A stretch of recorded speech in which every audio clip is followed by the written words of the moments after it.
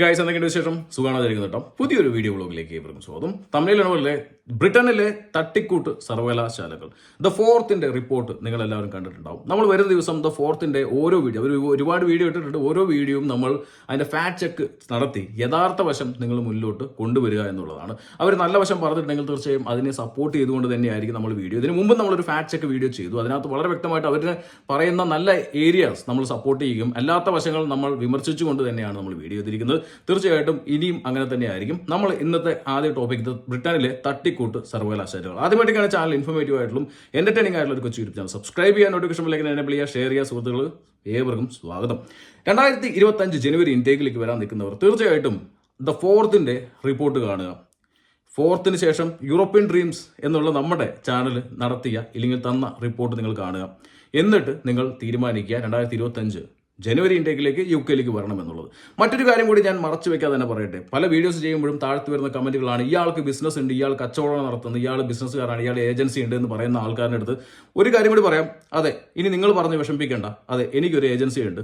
ഞാനും വർഷങ്ങളായിട്ട് എഡ്യൂക്കേഷൻ മേഖലയിൽ റിക്രൂട്ട്മെന്റ് നടത്തുന്നുണ്ട്. എന്നാൽ നിങ്ങൾക്ക് എൻ്റെ ചാനലുകളിലൂടെ അല്ലാതെ മറ്റൊരു വശത്തും നിങ്ങൾക്ക് പരസ്യങ്ങളോ ഒരു അഡ്വർടൈസ്മെന്റുകളോ കാണാനായിട്ട് സാധിക്കില്ല എന്നുള്ളതാണ്. കാരണം നമ്മളുടെ കൂടുതലും ആളുകൾ വരുന്നത് റെക്കമെൻഡ് ചെയ്യുക അല്ലെങ്കിൽ റെഫറൻസ് ത്രൂ ആണ് കൂടുതലും ആൾക്കാർ വരുന്നത്. അതുകൊണ്ട് തന്നെ നമുക്ക് അങ്ങനെ ഏജൻസികൾ ചെയ്യുന്ന പോലെ തന്നെ നല്ല രീതിയിൽ തട്ടിക്കൂട്ട് പരസ്യങ്ങളും ഇല്ലെങ്കിൽ വലിയ വലിയ ഇൻഫ്ലുവൻസേഴ്സിനെയും ആക്ടേഴ്സിനെയും ഇല്ലെങ്കിൽ മറ്റുള്ള ആൾക്കാരെ വെച്ച് പരസ്യം ചെയ്ത് ആൾക്കാരെ കൊണ്ടുവരേണ്ട ഒരു ആവശ്യമില്ല. ഇല്ലെങ്കിൽ ഉള്ളതും ഇല്ലാത്തതും വാരി വലിച്ച് വിതറി ആൾക്കാരെ തള്ളിക്കയറ്റി ഇങ്ങോട്ട് കൊണ്ടുവരേണ്ട ഒരു അവസരം ഇല്ല. എൻ്റെ വീഡിയോ കാണുന്നവരാണെന്നെങ്കിൽ വളരെ വ്യക്തമായിട്ട് തന്നെ മനസ്സിലാവും. UK വളരെ ഫാക്ട്സ് പോസിറ്റീവ് നെഗറ്റീവും പറഞ്ഞു തന്നെ ആയിരിക്കും ഞാൻ എൻ്റെ വീഡിയോയിലൂടെ പറഞ്ഞുകൊണ്ടിരിക്കുക. അത് കണ്ട് മനസ്സിലാക്കി വരുന്നവരാണ് നമ്മുടെ സ്റ്റുഡൻസ്. അതുകൊണ്ട് തന്നെ അവർക്ക് UK എത്തുന്ന സമയത്ത് അവരുടെ ഇപ്പോഴത്തെ അവസ്ഥയും എന്തായിരുന്നു അവസ്ഥ, കാര്യങ്ങളെല്ലാം അവർക്ക് തന്നെ മനസ്സിലാവും. ഇനി അത് കാണാതെ സ്കിപ്പ് ചെയ്ത് പോയിട്ട് വരുന്നവരാണെന്നുണ്ടെങ്കിൽ ദയവ് ചെയ്ത് അത് എൻ്റെ കുറ്റമല്ല, അവരുടെ തന്നെ റിസർച്ചിന്റെ പ്രശ്നമാണ് എന്നുള്ള രീതിയിലാണ് നമുക്ക് പറയാനുള്ളത്. തീർച്ചയായിട്ടും ഇതൊക്കെ കണ്ടിട്ട് 2025 ജനുവരി ഇൻടേക്കിലേക്ക് നിങ്ങൾക്ക് UK വരാൻ താല്പര്യമുണ്ടെങ്കിൽ തീർച്ചയായിട്ടും നിങ്ങൾക്ക് നമ്മളെ തന്നെ കോൺടാക്ട് ചെയ്യാവുന്നതാണ്. ഇനി തന്നെ മറച്ചു വെക്കേണ്ട ആവശ്യമില്ല, നമുക്കും ബിസിനസ് ഉണ്ട് എന്നുള്ളത് തന്നെ. ഓക്കെ, അപ്പോൾ ഗൈസ് വീഡിയോയിലോട്ട് സ്വാഗതം. ദ ഫോർത്തിന്റെ ഒരുപാട് ഇൻവെസ്റ്റിഗേഷൻ റിപ്പോർട്ടുകൾ വന്നു. ഞാൻ പല വശങ്ങളും ഞാൻ അവരെ സപ്പോർട്ട് ചെയ്യുന്നുണ്ടായിരുന്നു, പല വശങ്ങളും നമുക്ക് വിമർശിക്കേണ്ട സാഹചര്യങ്ങൾ ഉണ്ടായിരുന്നു. അത് വരുന്ന ദിവസങ്ങളിൽ ഓരോ വീഡിയോസിലൂടെ നമുക്കത് മനസ്സിലാക്കിയെടുക്കാം. അപ്പോൾ ഇതിനകത്ത് കുറേ ട്വിസ്റ്റുകളൊക്കെ ഉണ്ട്. അത് ഞാൻ വരുന്ന ദിവസങ്ങളിൽ നിങ്ങൾക്ക് വീഡിയോസിലൂടെ മനസ്സിലാവും എന്നുള്ളതും ഞാൻ പറയട്ടെ. അപ്പോൾ തട്ടിക്കൂട്ട് സർവകലാശാല ഇൻ ലണ്ടൻ അല്ലെങ്കിൽ UK എന്ന് വേണമെങ്കിൽ പറയാം. തീർച്ചയായിട്ടും UK ഒരുപാട് തട്ടിക്കൂട്ട് സർവകലാശാലകളുണ്ട്. ഇതിനകത്ത് മുന്നും നമ്മൾ പല വീഡിയോസിനകത്ത് പറഞ്ഞിട്ടുണ്ട്. യൂണിവേഴ്സിറ്റി റാങ്കിങ്, എംപ്ലോയബിലിറ്റി റാങ്കിങ് എന്നൊക്കെ പറഞ്ഞ് ഒരുപാട് വീഡിയോസ് കാണാനായിട്ട് സാധിക്കും. പിന്നെ UK വരുന്ന സ്റ്റുഡൻസിന്റെ ഇപ്പോൾ ഇവിടെ വന്ന് വിഷമിക്കുന്നു ഇല്ലെങ്കിൽ വിഷമിച്ചുകൊണ്ടിരിക്കുന്നു എന്ന് പറയുന്നവർ ഒരു കാര്യം വളരെ ശ്രദ്ധിക്കേണ്ട ഒരു കാര്യമാണ്. ഇവിടെ വിഷമിക്കുന്നുണ്ടെങ്കിൽ നിങ്ങൾ ഈ പറഞ്ഞ ഏജൻസികൾ പല ഏജൻസികൾ ത്രൂ വന്നവരാണെന്നുണ്ടെങ്കിൽ, പല പരസ്യങ്ങൾ കണ്ട് വന്നവരാണെന്നുണ്ടെങ്കിൽ അത് നിങ്ങളുടെയും കൂടി ഒരു തെറ്റുണ്ട്, അല്ലെങ്കിൽ നിങ്ങളും കൂടി ചെയ്യുന്ന ഒരു വലിയൊരു മണ്ടത്തരമുണ്ട്. കാരണം റിസർച്ചിന്റെ കുറവുകൾ, യൂണിവേഴ്സിറ്റികളെ കുറിച്ചും കോഴ്സിനെ കുറിച്ചും ഇവിടുത്തെ ലിവിങ് എക്സ്പെൻസിനെ കുറിച്ചും ഇവിടുത്തെ ജോബ് ഓപ്പർച്യൂണിറ്റീസിനെ കുറിച്ചും ഇതെല്ലാം റിസർച്ച് ചെയ്യേണ്ടത് ഏജൻസികളുടെ എല്ലാ ചുമതല വരുന്ന സ്റ്റുഡൻസിന്റെ ആണെന്നുള്ള കാര്യം കൂടി ഓർമ്മിപ്പിക്കട്ടെ. എന്നാലും നമ്മൾ കുറച്ച് കാര്യങ്ങൾ പറയാം. UK തട്ടിക്കൂട്ട് സർവകലാശാല. UK ഒരുപാട് സർവകലാശാലകളുണ്ട്. ഏകദേശം 131 സർവകലാശാലകൾ ഇവിടെ ഉണ്ട്. നല്ല റാങ്കിങ് കൂടിയുള്ളതുണ്ട്, റാങ്കിങ് കുറഞ്ഞ യൂണിവേഴ്സിറ്റികളുണ്ട്. തീർച്ചയായിട്ടും ഇവിടെ ജോബ് കിട്ടുന്ന മേഖലകൾ ഏതൊക്കെയാണെന്ന് വളരെ വ്യക്തമായിട്ട് തന്നെ നിങ്ങൾക്ക് വളരെ മനസ്സിലാവും. അതിന് റിസർച്ചിന്റെ ആവശ്യമുള്ളൂ. അതിന് എല്ലാ ഡാറ്റകൾ സഹിതം ഗവൺമെന്റ് ഓഫ് UKയുടെ വെബ്സൈറ്റിനകത്ത് നിങ്ങൾക്ക് ലഭിക്കും. അതെല്ലാം നമ്മൾ വീഡിയോ ചെയ്തിട്ടുണ്ട്, പക്ഷെ അതിനൊന്നും വ്യൂസ് ഇല്ല, കാണൂല. കാരണം നെഗറ്റീവ്. കാരണം വെച്ച് കഴിഞ്ഞാൽ ആ ഏരിയയിൽ ജോലി ഇല്ല, കുറവാണെന്ന് പറയുമ്പോൾ ഇങ്ങോട്ട് കയറി വരാൻ നിൽക്കുന്ന ആൾക്കാർ വരൂല. അതുകൊണ്ട് തന്നെ അവരത് കാണൂല എന്നുള്ളതാണ് പച്ചയായ യാഥാർത്ഥ്യം. എത്ര വീഡിയോസ് അങ്ങനെ ചെയ്തിട്ടുണ്ട്. ഇവിടെ എംപ്ലോയബിലിറ്റി റാങ്കിങ് കൂടിയ യൂണിവേഴ്സിറ്റീസ് ഉണ്ടെന്ന് പറയുന്നു, ഇല്ലെങ്കിൽ യൂണിവേഴ്സിറ്റി ഒരു മാറ്റർ. ഇപ്പം നമ്മളൊരു വീഡിയോ ചെയ്ത് കഴിഞ്ഞാൽ അപ്പം തന്നെ അതിന് എതിർ വീഡിയോ വരും. കാരണം ഈ യൂണിവേഴ്സിറ്റിയിൽ ഇങ്ങനെയാണ്, ഈ യൂണിവേഴ്സിറ്റിയിൽ അങ്ങനെയാണെന്ന് പറഞ്ഞുള്ള വീഡിയോസ് വരും. അത് അങ്ങനെയാണ്. കാരണം ഏജൻസികളുടെ ഇൻഫ്ലുവൻസ് ഒരുപാട് ചെയ്യുന്നുണ്ട് പല മേഖലകളിലും.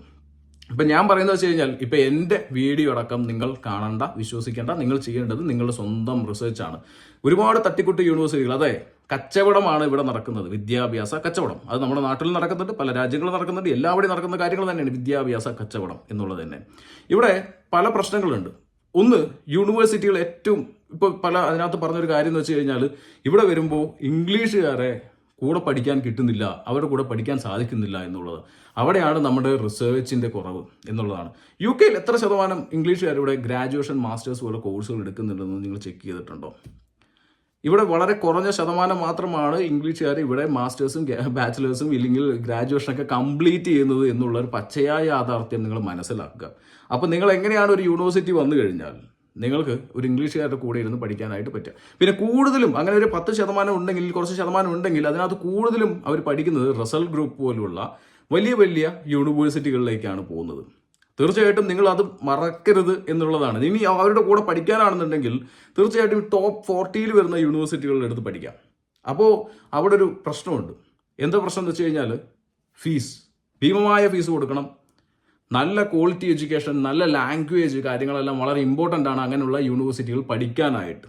എന്നാൽ ഒരു പച്ചയ യാഥാർത്ഥ്യം മറ്റൊന്നും കൂടി പറയട്ടെ. നമ്മുടെ UK വരുന്ന മലയാളി സ്റ്റുഡൻസിൻ്റെ ഇടയിൽ ഫിനാൻഷ്യൽ ക്രൈസിസ് ഉണ്ട്. അവർ പലരും ലോൺ എടുത്തിട്ടാണ് വരുന്നത്. റസൽ ഗ്രൂപ്പ് പോലുള്ള യൂണിവേഴ്സിറ്റിയിൽ പഠിക്കാനുള്ള കപ്പാസിറ്റി ഉള്ളവർ വളരെ കുറവാണ് വരുന്നത്. അപ്പോൾ സമയത്ത് ചിന്തിക്കുന്നത് വെച്ച് കഴിഞ്ഞാൽ അവർ ചിന്തിക്കുന്നത് ഏതെങ്കിലും യൂണിവേഴ്സിറ്റി കയറി കൂടിയാൽ മതി, എങ്ങനെയെങ്കിലും അവിടെ എത്തിയാൽ മതി എന്നുള്ള രീതിയിൽ ചിന്തിക്കുന്ന ആൾക്കാരുണ്ട് അല്ലേ. തീർച്ചയായിട്ടും അവിടെ എത്തിയിട്ട് പിന്നെ ഇംഗ്ലീഷുകാരെ കണ്ടില്ല എന്ന് പറയുന്നതിൽ അർത്ഥമില്ല. പിന്നെ യൂണിവേഴ്സിറ്റിയുടെ സ്റ്റാൻഡേർഡ് കൂടുതൽ മലയാളികളാണ്, കച്ചറയാണ്, അങ്ങനെയൊക്കെ പറയുന്ന ആൾക്കാരുണ്ട്. തീർച്ചയായിട്ടും അങ്ങനെയുള്ളവർ എന്തിനാണ് പിന്നെ ഇങ്ങോട്ട് വരുന്നത്? അവർ റിസർച്ചിൻ്റെ കുറവല്ലേ? ആ യൂണിവേഴ്സിറ്റിനെ കുറിച്ചുള്ള പ്രോപ്പർ റിവ്യൂ നിങ്ങൾക്ക് കാണാനായിട്ട് സാധിക്കും. പല മാധ്യമങ്ങളിലും ഇല്ലെങ്കിൽ ഗൂഗിളിലാണെങ്കിലും കാണാനായിട്ട് സാധിക്കും. അവിടെ ഇത്ര പേര് പഠിക്കുന്നുള്ളൂ, ഇങ്ങനെ പഠിക്കുന്നുള്ളൂ, ഇങ്ങനെയൊക്കെയാണ് സംഭവങ്ങളെന്ന് അറിയാനായിട്ട് സാധിക്കും. അതറിഞ്ഞ് വളരെ കുറഞ്ഞ ഫീസിൽ വരണം, ഈസി ആയിട്ടുള്ള അഡ്മിഷൻ വേണം, ഇന്റർവ്യൂ പാടില്ല, വലിയ ടെസ്റ്റുകളോ ഇല്ലെങ്കിൽ എക്സാമുകളോ ഇല്ലരുത്, പാസ്സാവണം, നമുക്ക് PSW കിട്ടണം എന്ന് ചിന്തിക്കുന്നവർ അങ്ങനെയുള്ള തട്ടിക്കൂട്ട് സർവകലാശാലകൾ ചൂസ് ചെയ്യും. അങ്ങനെയുള്ള സർവകലാശാല ചൂസ് ചെയ്തിട്ട് പിന്നെ അവിടെ നമുക്ക് മുന്നോട്ട് നമുക്ക് പോകാൻ പറ്റുന്നില്ല, നമ്മൾ പഠിച്ച കോഴ്സ് കിട്ടുന്നില്ല, വിഷയത്തിൽ ജോലി, നമ്മൾ പഠിച്ച മേഖലയിൽ ജോലി കിട്ടുന്നില്ല എന്നൊക്കെ പറഞ്ഞു കഴിഞ്ഞാൽ അതിനർത്ഥമുണ്ടോ ഗൈസ് എന്നുള്ളതാണ് ചോദ്യം. ഇനിയിപ്പോൾ അങ്ങനെയുള്ള സർവകലാശാലകളിൽ പഠിച്ചിട്ട് ജോലി കിട്ടിയവരുണ്ട് കേട്ടോ. അവിടെയാണ് നമ്മൾ പറയുന്നത്, പണ്ട് ആരൊക്കെയോ പറയുന്നത് കേട്ടിട്ടുണ്ട്, ഇപ്പോൾ ഗവൺമെൻറ് സ്കൂളിൽ പഠിച്ചാലും ഇനിയിപ്പോൾ CBSE പോലുള്ള വലിയ വലിയ സ്കൂളുകളിൽ പഠിച്ചാലും പഠിക്കുന്നവൻ പഠിച്ചു കഴിഞ്ഞാൽ അവനെത്തും, എവിടെയെങ്കിലും നല്ല രീതിയിലെത്തും അല്ലേ. അതിൽ ഓരോരുത്തരുടെ കപ്പാസിറ്റിയാണ്. ഇവിടെ പല മേഖലയിൽ പല യൂണിവേഴ്സിറ്റികളിൽ പഠിച്ചിട്ടും പലരും പല മേഖലയിൽ എത്തിയിട്ടുണ്ട് അല്ലേ.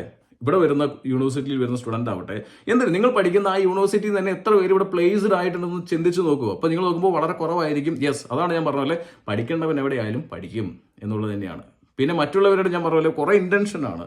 പലരും ലോൺ എടുത്തിട്ടാണ് വരുന്നത്, പലരും വീട് പണയം വെച്ചിട്ടാണ് വരുന്നത്, ഗോൾഡ് വിറ്റിട്ടാണ് വരുന്നത്. പലരും ഇൻറ്റൻഷൻ പലതായിരിക്കും. പൈസ ഉണ്ടാക്കുക, ഫീസ് അടയ്ക്കാനുള്ള പൈസ ഉണ്ടാക്കണം എന്നുള്ള ചിന്തയിൽ വരുന്ന സമയത്ത് നമ്മൾ പഠനത്തിൽ ഫോക്കസ് കുറഞ്ഞ് കൂടുതലും നമ്മൾ ചെയ്യാൻ പോകുന്നത് വെച്ച് കഴിഞ്ഞാൽ കോഴ്സിന്റെ പുറകിലല്ല പോകുന്നത്. നമ്മൾ ഓടുന്നത് പാർട്ട് ടൈമിന്റെയും പൈസയുടെയും ഫീസും റെന്റും ടാക്സും കാര്യങ്ങളൊക്കെ അടയ്ക്കാൻ വേണ്ടി ഓടുന്ന സമയത്ത് പഠനത്തിൽ ഫോക്കസ് ഉണ്ടാവില്ല.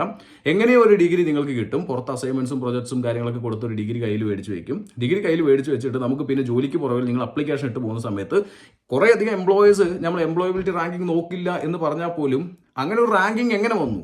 അതിന് എംപ്ലോയീസ് അവിടെ ഇന്റർവ്യൂസിന് പോകുന്നതുകൊണ്ടും അവർ എടുക്കുന്നത് കൊണ്ടുമാണ് അവിടെ എംപ്ലോയബിലിറ്റി റാങ്കിങ് വന്നിരിക്കുന്നത്. അപ്പോൾ അതുകൊണ്ട് തന്നെ അങ്ങനെ ഫോക്കസ് ചെയ്യുന്ന എംപ്ലോയീസ് ഉണ്ടാവാം ഒന്ന്, ഇല്ലെങ്കിൽ അങ്ങനെ ഫോക്കസ് ചെയ്യുന്നില്ല. സർട്ടിഫിക്കറ്റ് ഒരു വലിയൊരു മാറ്റർ അല്ല എന്ന് വേണമെങ്കിൽ ഞാൻ പറയാം. തീർച്ചയായിട്ടും അങ്ങനെ ഒരു മാറ്റർ അല്ലെങ്കിൽ കൂടി quality, education, knowledge, experience, skills, language ഇതൊക്കെ ഉണ്ടെങ്കിൽ ആരെയും എവിടെ വേണമെങ്കിലും എടുക്കും.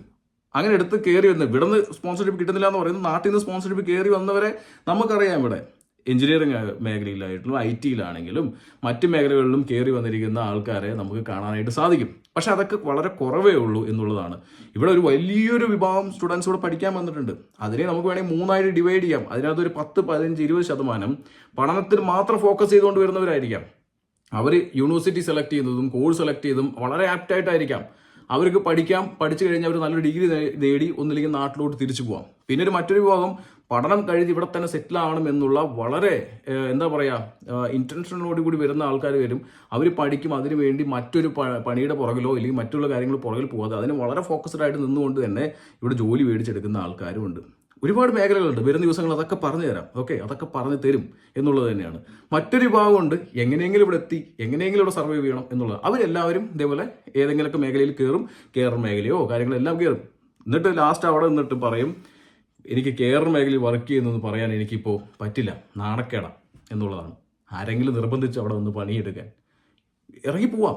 കാരണം വേറെ ഒന്നുമില്ല. കാരണം വെച്ച് കഴിഞ്ഞാൽ ഇവിടെ പണിയെടുക്കാൻ വേറെ ഒരു വഴിയില്ലാതെ അവിടെ കയറി നിന്നിട്ട് ആ നിൽക്കുന്ന കഞ്ഞിയിൽ ഇല്ലെങ്കിൽ കാലിട്ടിളക്കുന്ന ഒരു സ്വഭാവം അത് കാണിക്കുന്നു. പക്ഷേ അവർക്ക് അത്രയും നാണക്കെട്ടാണെങ്കിൽ എന്തിനാണ് ഇങ്ങോട്ട് വരുന്നത്? ഇവിടെ എല്ലാവർക്കും അറിയാം, ഇവിടെ ഇത്രയും റിസർച്ച് നടത്തി, ഇവിടെ ഇത്രയും അത് റിസർച്ച് നടത്തിയില്ലെങ്കിൽ നിങ്ങളുടെ തെറ്റാണെന്ന്, നിങ്ങളുടെ മാത്രം തെറ്റാണ്. കാരണം വെച്ച് കഴിഞ്ഞാൽ ഇവിടെ ഇതൊക്കെയോ ജോബുകളുള്ളൂ, ഈ മേഖലയിൽ ജോലികൾ കിട്ടുകയുള്ളൂ, ഈ മേഖലയാണ് കൂടുതൽ ജോലികൾ കിട്ടുക എന്നുള്ള 1000 വീഡിയോസ് നമ്മൾ ചെയ്തിട്ടുണ്ട്.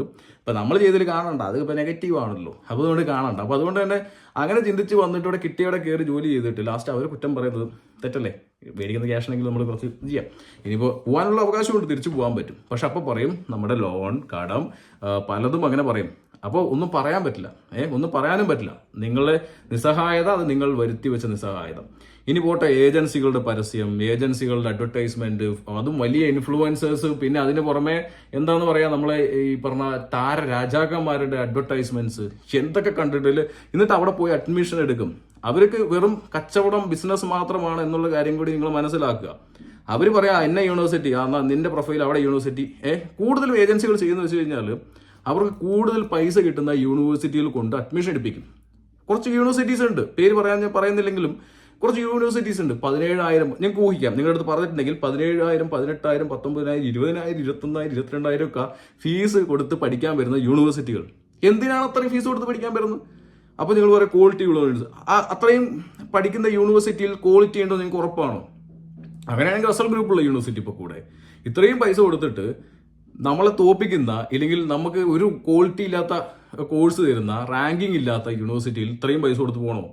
ചിന്തിക്കുന്നത് നിങ്ങളാണ്. ഏജൻസി പറയുമ്പോൾ 17,000, 18,000, 20,000 അവിടെ പോയി കൊടുത്തിട്ട് നമ്മൾ പഠിച്ചിട്ടൊരു ഗുണമില്ലാതെ വരുവാണെങ്കിൽ അതിനെക്കാട്ടി നമുക്ക് എന്താണ് അത്രയും കോഴ്സ് ഫീസ് ഇല്ലാത്ത, കുറച്ചും കൂടി ക്വാളിറ്റിയുള്ള നല്ല യൂണിവേഴ്സിറ്റികൾ എടുത്ത് പഠിക്കുക. അവിടെ ശരിക്കും ഫീസ് അത്രയും ഉണ്ടാവില്ല എന്നിരിക്കും, പക്ഷെ കുറച്ചും കൂടി ബെറ്റർ ആയിരിക്കും ക്വാളിറ്റി, കോഴ്സ് റാങ്കിങ്.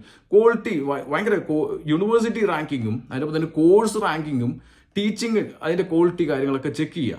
എന്ന് ശേഷം മാത്രം ഒരു കോഴ്സ് എടുക്കുക. ഫീസ് കുറച്ച് എടുക്കാനുള്ള ഒരുപാട് യൂണിവേഴ്സിറ്റീസ് ഉണ്ട്. അപ്പോൾ അവിടെ ഒരു പ്രശ്നമുണ്ട്. കാരണം വെച്ചാൽ ചിലർക്ക് നമുക്ക് നല്ലോണം ഫീസ് കുറച്ച് വേണം, ഇന്റർവ്യൂ പാടില്ല, ലാംഗ്വേജ് അത്ര പ്രശ്നമില്ല, നമുക്ക് ജയിപ്പിച്ചു വേണം എന്ന് പറയുമ്പോൾ ചിലപ്പോൾ ഫീസൊന്നും അധികം മേടിക്കാത്ത ചില യൂണിവേഴ്സിറ്റിയിൽ പോയി പെടും. അങ്ങനെ വിട്ടിട്ടും കാര്യമില്ല. നല്ല വളരെ വളരെ ക്വാളിറ്റിയുള്ള, അത്യാവശ്യം ഫ്ലെക്സിബിൾ ആയിട്ടുള്ള, ഇല്ലെങ്കിൽ എന്താ പറയുക, ഒരു യൂണിവേഴ്സിറ്റി നിങ്ങൾ സെലക്ട് ചെയ്യാം. നിങ്ങൾ കോഴ്സ് റാങ്കിങ് എല്ലാം ദ ടൈംസ് ഹയർ എഡ്യൂക്കേഷൻ്റെ ഒക്കെ കോഴ്സ് റാങ്കിങ് ഒക്കെ നിങ്ങളുടെ കയ്യിൽ തന്നെയാണ്. ഇതൊന്നും ഏജൻസികൾ ചോദിക്കേണ്ട ആവശ്യമില്ല. എല്ലാം ഗൂഗിളിൽ അവൈലബിൾ ആയിട്ടുള്ള ഒരു കാര്യമാണ്. ചെക്ക് ചെയ്യാം നിങ്ങൾക്ക്, എന്നിട്ട് എടുക്കാം. അവിടുത്തെ ഫീസ് കാര്യങ്ങളെല്ലാം നിങ്ങൾക്ക് ഓൺലൈനിൽ തന്നെ കാണാൻ പറ്റും.